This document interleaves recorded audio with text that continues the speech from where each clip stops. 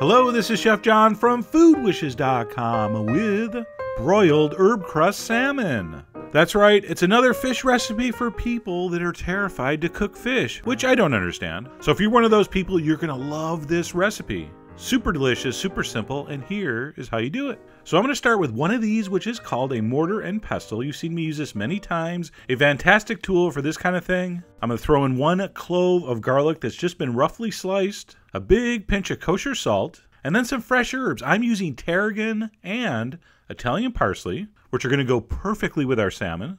Once that stuff is in there, I'm going to smash that into a paste, which is going to take a minute or two. And of course, you can do this in a blender if you have to, but you really want to get a mortar and pestle if you can. The flavors you extract by crushing are way more intense than those you're going to get with a blender or a knife. All right, that's just how it is. But anyway, you get the idea. We're going to smash that into a paste. And at that point, I'm going to add some Dijon mustard and some regular mayonnaise. No light mayonnaise, please. All right, I'm going to smash that in. So once my Dijon and mayonnaise are completely incorporated, I'm going to go ahead and switch to the old freakishly small wooden spoon because you're not supposed to use metal utensils in one of these. So we're going to switch to a wooden spoon. All right, I'm going to spice this up a little bit with some cayenne pepper and just a small squeeze of lemon juice. Just having a little bit of acid in there and a little bit of heat is really going to round this out.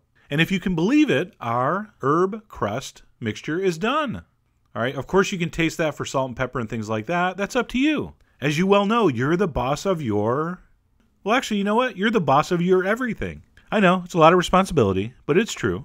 So you're going to taste this and adjust. All right, so that's looking marvelous. I'm going to set that aside and get on to setting up the salmon. And what we want you to get is center cut, wild, not farmed, wild salmon fillets, center cut. I don't want any of those little skinny tails. It's not going to work for this. I want a big, thick piece of salmon. Boneless, of course. The skin is on. All right, I'm going to put that on a foil-lined sheet pan that's been lightly oiled. And all we're going to do is take our mixture and spread it over the salmon.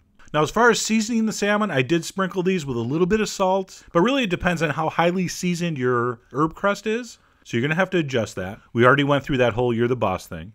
Now, most of it, as you can see, is going to go over the top. But yes, I am going to put a little bit on the sides just to kind of insulate the meat and also for appearances. So just spread a little bit on the sides, but most of it's going on the top.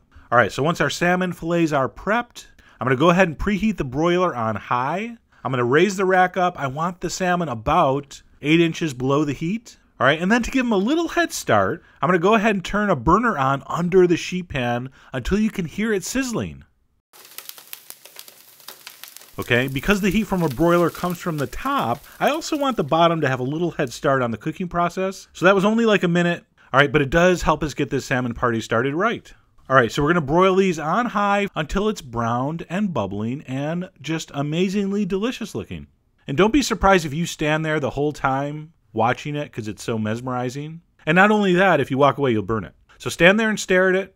And most home broilers are going to have spots that are hotter than others, so you're going to want to make sure you're turning that around to get nice, even browning. I don't know much, but I do know people do not like uneven browning. All right, so the top's looking amazing. The bottom we gave a little head start to, but the center of the salmon is still probably not cooked. So I want you to turn off the broiler. I'm going to put the oven on 350, and I'm just going to leave it another 5 or 6 minutes until it's cooked through. You are going to be the judge of that. All right, I don't know the shape and the thickness of your salmon. I can't give you exact times here. I'm really sorry about that. If you want to use an internal temperature of 130-ish, that would be about perfect. And that's it. How gorgeous is that? Broiled herb-crust salmon. Like I said earlier, this is dedicated to all you people who claim not to be able to cook fish. I see you standing there at the supermarket staring at the fish case, your eyes wide open, your jaw hanging, wondering, what do I do with this stuff? If only there was a super simple, flavorful recipe that I could make in like 10 minutes. Oh, that would be great. Well, here you go.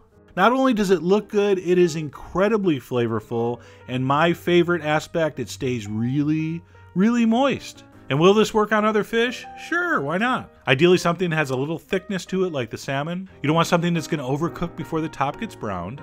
Anyway, I hope you give that a try. Head over to foodwishes.com for all the ingredient amounts, as usual. And as always, enjoy.